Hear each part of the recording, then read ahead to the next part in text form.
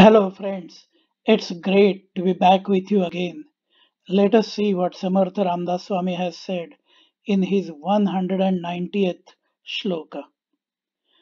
नभे कार्य करता नभे सृष्टि भरता परेहू न परता न लिम्पे विभरता तया निर्विकल्पासि कल्पित जावे परिसंग सोडूनि सुखी रहावे. It is neither a doer nor a guardian of the universe.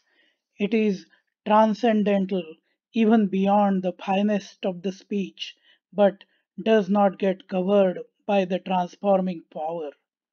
We should keep on imagining that which is unthinkable, and we should abandon all the attachments and enjoy the divine bliss. Many of us know the first few of the shlokas of the Manobodh or the Manache Shlok by Samartha Ramdas Swami by heart.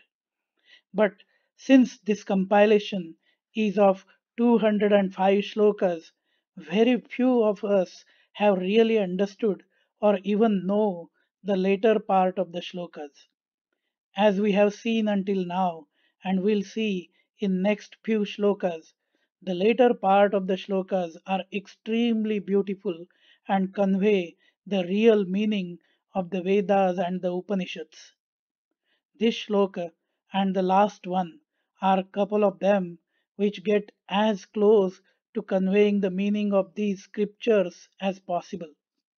In the last shloka, Samartha Ramdas Swami mentioned that we should think about that supreme reality which created the earth.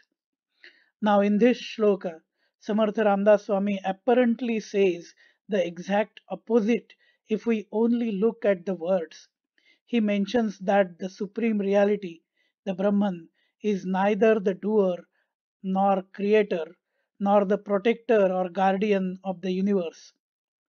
But we also saw in the last shloka that it is the Trimurti, Lord Brahma, Lord Vishnu, and Lord Mahesh or Shiva, who are the creator, protector, and destroyer or recreator of the universe, and not the supreme reality itself. The supreme reality gets this done through these three Trimurti gods. So, the real meaning of both the shlokas is the same, and the message is that we should keep on thinking about the supreme reality, the Brahman, Paramatma. The Brahman is not having any attributes nor has any form. It is infinite, omnipresent, and eternal. But the universe and everything within it is with the form. This creation of the universe is sometimes called as Prakriti or Maya. It is important to note that the supreme reality does not get itself covered by the universe but exists within everything and everyone in the universe. In one of the earliest shlokas, we also learnt about the four states of the speech.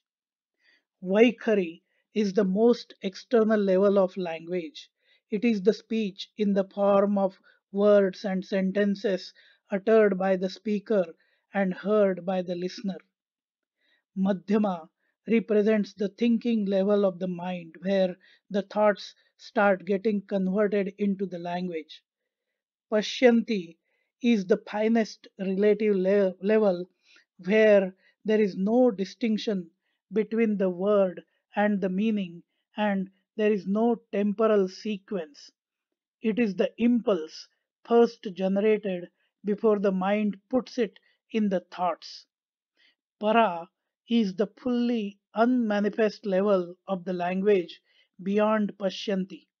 This is the innermost level of the speech and is the spiritual sound of the Brahman, the cosmic sound. This is extremely high frequency sound which is beyond anyone's imagination. Samartha Ramdas Swami mentions that the Brahman is transcendental even beyond this para.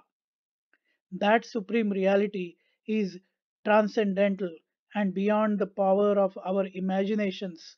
But even then, we should keep on imagining about it, keep on thinking about it to the extent possible to us. And for that, we should get the guidance from the real gurus. We should remember that first we need to get rid of all the attachments, the ego, and then get closer to our real self with the help of meditation by focusing the mind inwards, and then it will be possible to enjoy the divine bliss of that supreme reality. Friends, if you like this explanation, feel free to provide your comments and do like, share, and subscribe to the YouTube channel A Dialogue with Our Mind. Jai Jai Raghuveer Samartha.